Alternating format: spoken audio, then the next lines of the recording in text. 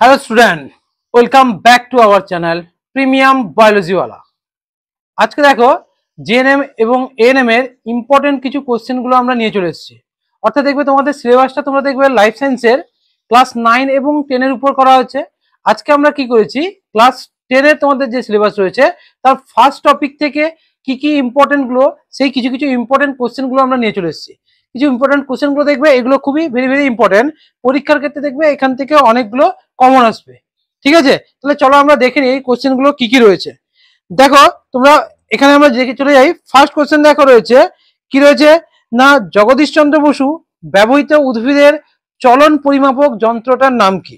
তাহলে কি বলেছে না, জগদীশ চন্দ্র অর্থাৎ আচার্য জগদীশ চন্দ্র বসু উদ্ভিদের যে চলন পরিমাপক সেই যন্ত্রটার নাম কি?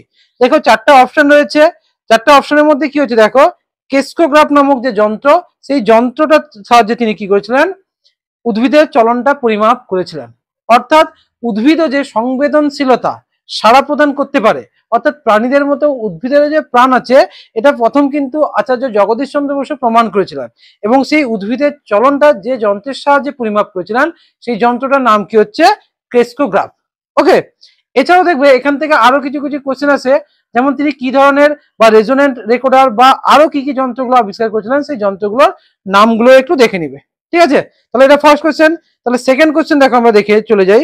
সেকেন্ড কোশ্চেনের ক্ষেত্রে আমরা দেখবো, দেখো কি রয়েছে না, সেকেন্ড কোশ্চেন দেখো রয়েছে ক্লামাইডামোনাস, অর্থাৎ ক্লামাইডামোনাস বা ভলভক্স এর আলোর দিকে দেহের সামগ্রিক স্থান পরিবর্তন বা গমনকে আমরা কি বলবো? দেখো স্থান পরিবর্তন বা গমন বলেছে। উদ্ভিদের ক্ষেত্রে কখন স্থান পরিবর্তন হয় আমরা জানি, একমাত্র ট্যাকটিক চলন এমন একটা চলন যেখানে উদ্ভিদের সামগ্রিক স্থান পরিবর্তন হয়, অর্থাৎ উদ্ভিদেরও গমন দেখা যায়। তাহলে এখানে দেখো ক্লামাইডামোনাস ভলভক্স কি হচ্ছে, আলোর দিকে যাচ্ছে। আলো মিনস এখানে কি বলেছে, ফটো। তাহলে অ্যান্সারটা কি হবে, ফটো ট্যাকটিক চলন। মনে রাখবে ফটো ট্যাকটিক চলন, বা ক্ষয়টা হচ্ছে ফটো ট্যাকটিক। ন্যাস্টিক কিন্তু করবো না, কেন না আমরা বলেছি স্থান পরিবর্তন হচ্ছে। ওকে, এবার নেক্সট দেখো আমরা চলে যাই। নেক্সট কি বলেছে দেখো, 3 নম্বর কোশ্চেন বলেছে, উদ্ভিদের যে চলন অক্সিন হরমোন দ্বারা নিয়ন্ত্রিত হয় সেটি কি? তো দেখো যে চলনের ক্ষেত্রে সেখানে অক্সিন হরমোন নিয়ন্ত্রণ করে। তাহলে আমরা দেখবো অক্সিন হরমোন নিয়ন্ত্রণ করে একমাত্র কি হচ্ছে, এই ট্রপিক চলন। অর্থাৎ ট্রপিক চলন নিয়ন্ত্রণে কিন্তু অক্সিন হরমোনের গুরুত্বপূর্ণ ভূমিকা রয়েছে। যেমন কি রয়েছে, ফটোট্রপিকের ক্ষেত্রে রয়েছে, আবার জিওট্রপিকের ক্ষেত্রেও কিন্তু এই অক্সিন হরমোনের ভূমিকা রয়েছে। ওকে, দেখো বেশ কিছু ইম্পর্টেন্ট কোশ্চেন গুলো আমরা নিয়ে এসেছি। এবার দেখবে এর বিভিন্ন থিওরি গুলোও পড়তে হবে। দেখবে আমাদের এই চ্যানেলের প্লে লিস্টে গিয়ে তোমরা দেখবে ক্লাস 10 এর বিভিন্ন সিরিজ গুলো রয়েছে, সেখানে তোমরা এই ক্লাসগুলো দেখে নিতে পারো। ওকে, নেক্সট এবার চলে যাই আমরা পরবর্তী কোশ্চেনে।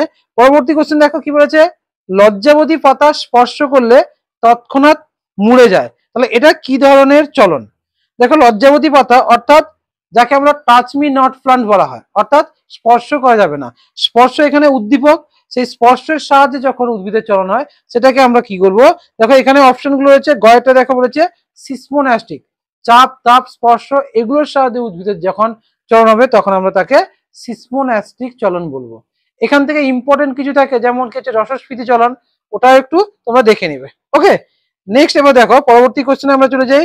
পরবর্তী কোশ্চেন দেখো একটা নিয়ে এসেছি, জিওট্রপিক। জিওট্রপিক চলনের উদ্দীপকটা কি? দেখো এখানে জিওট্রপিক বলেছে আর উদ্দীপক। জিওট্রপিক মানে জিও মিনস আমরা জানি কি হচ্ছে, অভিকর্ষ। তাহলে এখানে উদ্দীপক কি হচ্ছে, অভিকর্ষ বা মাধ্যাকর্ষণ শক্তি যেটা বলছি, সেই অভিকর্ষটা হচ্ছে এখানে উদ্দীপক হিসাবে কাজ করছে। ঠিক আছে, আশা করছি কোশ্চেন গুলো তোমাদের ভালো লাগছে। যদি তোমাদের ভালো লাগে তোমরা ভিডিওটাকে লাইক করবে এবং তোমার বন্ধুদের মধ্যে শেয়ার করে দিবে, যাতে তারাও এই ভিডিওটা দেখে উপকৃত হয়। ওকে, আর নতুন তোমরা যারা আছো চ্যানেলটাকে সাবস্ক্রাইব করে নিবে, কারণ এই ধরনের আরো অনেক ভিডিও যারা আমরা আপলোড করব তখন তোমরা যাতে প্রথমের দিকে পেয়ে যাও। ঠিক আছে, নেক্সট এবার চলে যাই আমরা পরের কোশ্চেনটা দেখবো। পরের কোশ্চেন দেখা বলেছে, সূর্যমুখী ফুলের পাপড়ির চলনটা কি ধরনের চলন? দেখো সূর্যমুখী ফুলের চলন বলেছে কি ধরনের চলন, অর্থাৎ পাপড়ির চলন বলেছে। দেখো এখানে সূর্যমুখী ফুল কি হবে, দেখো ফটোন্যাস্টিক আছে, ফটোট্রপিক, সিসমোনাস্টিক, কেমোনাস্টিক। এবার সূর্যমুখী ফুলের পাপড়ি চলন, তাহলে এখানে আলোর ফলে হয়, তাহলে ফটো হবে। এবার ন্যাস্টিক হবে না ট্রপিক হবে? দেখবে মনে রাখবে সূর্যমুখী ফুলগুলো আলোর তীব্রতার ফলে হয়, এই জন্য আমাদের প্রথম অপশনটা হবে, অর্থাৎ ফটোন্যাস্টিক চলনটা হবে। ঠিক আছে, নেক্সট দেখো আমরা চলে আসি, কি বলেছে, কিছু ফুল সূর্যোদয়ের পর ফোটে কিন্তু সূর্যাস্তের সঙ্গে সঙ্গে বুঝে যায় বা বন্ধ হয়ে যায়। তাহলে এখানে দেখো সূর্যের কথাটা বলেছে, সূর্যের কথা যখনই বলবে আমাকে মনে রাখতে হবে কি হচ্ছে আলোর কথা বলছে, তাহলে ফটো হবে। এবার তীব্রতা হচ্ছে না গতিপথ হচ্ছে সেইটা দেখতে হবে। তাহলে সূর্যোদয়ের পর এবং সূর্যাস্তের সঙ্গে বুঝে যায়, তাহলে এখানে সূর্যের বলেছে অর্থাৎ ট্রপিক অর্থাৎ গতিপথের কথা বলেছে, তাহলে আমার হবে ফটো, আচ্ছা সরি এখানে তাহলে কি হচ্ছে ফটো ন্যাস্টিক চলন হচ্ছে, ঠিক আছে ওকে, কারণ অপশনটা নেই, তাহলে ফটো ন্যাস্টিক চলন হচ্ছে। এবার নেক্সট আমরা চলে যাই, দেখো কি রয়েছে, তাহলে এগুলো আমরা থেকে দেখলাম, দেখো ফার্স্ট টপিক অর্থাৎ চলনগুলো থেকে দেখে নিলাম। এরপরে দেখো আমরা চলে এসেছি গমনের ক্ষেত্রে, এখান থেকে কিছু কোশ্চেন গুলো আছে। দেখো ফার্স্ট কোশ্চেন বলেছে ওখানে গমনে অক্ষম প্রাণীর একটা উদাহরণ দাও। অক্ষম মানে গমন করতে পারে না, প্রাণী অথচ গমন করতে পারে না, এমনকি দেখো ফার্স্ট অপশন রয়েছে স্পঞ্জ রয়েছে, সেকেন্ড দেখো সাগর কুসুম, গয়েরটা বলেছে স্পঞ্জ ও সাগর কুসুম, ডিএরটা কোনোটি নয়। তাহলে অ্যান্সার কোনটা হবে, দেখো গমনে অক্ষম স্পঞ্জও করতে পারে সাগর কুসুম, অর্থাৎ অপশন আমার গয়েরটা হবে, অর্থাৎ স্পঞ্জ ও সাগর কুসুম দুজনেই কিন্তু গমন করতে পারে না। ওকে নেক্সট দেখো, দেখো এই কোশ্চেন গুলো যেগুলো দিচ্ছি কি ইম্পর্টেন্ট এবং ভেরি ভেরি ইম্পর্টেন্ট কোশ্চেন, তাই এগুলো একটু ভালো করে দেখে নিবে। নেক্সট দেখো বলেছে মাছের ভি আকৃতির গমনের সাহায্যকারী পেশিটির নাম কি। তো আমরা প্রত্যেকে জানি মাছের মেরুদণ্ডের দৈর্ঘ্য বরাবর যে ভি আকৃতির পেশি থাকে, ওই ভি আকৃতির পেশিটার নাম কি হচ্ছে না গয়েরটা কি হচ্ছে মায়াটম পেশি। ওকে, যেগুলো মাছকে গমনে সাহায্য করে, ঠিক আছে। নেক্সট দেখো এবার চলে আসছি, দেখো বলছে অস্থিযুক্ত মাছের প্লবতা রক্ষাকারী অঙ্গের নাম কি। তাহলে অস্থিযুক্ত থাকে কিছু তরুণাস্থিযুক্ত, অর্থাৎ অস্থিযুক্ত মাছগুলো যেগুলো আছে তাদের প্লবতা রক্ষা করার জন্য তাদের অঙ্গের নাম কি জানতে চেয়েছে। তাহলে এখানে দেখো কানক বলেছে, পার্শ্বরেখা বলেছে, পটকা বলেছে, লেজ বলেছে। তাহলে এখানে দেখো প্লবতা রক্ষাকারী অঙ্গেটার নাম হচ্ছে পটকা, অর্থাৎ গয়েরটা হবে। তা এছাড়াও পটকা কি হচ্ছে উৎস্থৈতিক অঙ্গ হিসাবে কাজ করে, মাছের গমনের সময় মাছকে উপরে বা নিচে নামতে সাহায্য করে। এখান থেকে আরো কিছু ইম্পর্টেন্ট কোশ্চেন গুলো আছে। এই পটকার ক্ষেত্রে অগ্রপ্রকোষ্ঠে কি গ্রন্থি থাকে এবং পশ্চাৎ প্রকোষ্ঠে কি গ্রন্থি থাকে এবং তাদের কাজগুলো কি কি ওইগুলো একটু দেখে নিবে। তুমি যদি জানো তাহলে কমেন্টে জানাবে যে অগ্রপ্রকোষ্ঠে কি গ্রন্থি রয়েছে আর পশ্চাৎ প্রকোষ্ঠে গ্রন্থিটার নাম কি, ঠিক আছে। নেক্সট তাহলে দেখো এবার আমরা চলে যাই পরের কোশ্চেন। পরের কোশ্চেনে কি বলেছে না পায়রার দেহে বলেছে রেক্টিসেসের সংখ্যা কত। তাহলে রেক্টিসেস দেখো পায়রার যদি আমি কথা বলি সেখানে দু ধরনের পালক থাকে, একটা রেমিজেস আর হচ্ছে রেক্টিসেস। শেষ মানে সবসময় মনে রাখবে এন্ড অর্থাৎ লেজ, তাহলে রেক্টিসেস মানে হচ্ছে লেজের পালকের সংখ্যা বলছে। লেজের পালকের সংখ্যা কত, আমাদের অ্যান্সার হবে 12টি। আর যদি রেমিজেস বলে তাহলে 23টি। তাহলে দুটো জিনিসের মধ্যে যে পার্থক্য আছে ওটা একটু দেখে নিবে, ঠিক আছে। নেক্সট দেখো এবার আমরা পরবর্তী কোশ্চেন দেখি কি বলেছে না দেহের ভারসাম্য নিয়ন্ত্রণের সঙ্গে যুক্ত মস্তিষ্কের অংশ হলো। তাহলে বলেছে দেহের ভারসাম্য রক্ষা করছে, তাহলে ভারসাম্য নিয়ন্ত্রণ করে এমন মস্তিষ্কের কাজ কি। তাহলে আমরা জানি মস্তিষ্কের মধ্যে কি হচ্ছে লঘু মস্তিষ্ক অর্থাৎ গয়েরটা, লঘু মস্তিষ্ক দেহের ভারসাম্য নিয়ন্ত্রণের ক্ষেত্রে সাহায্য করে।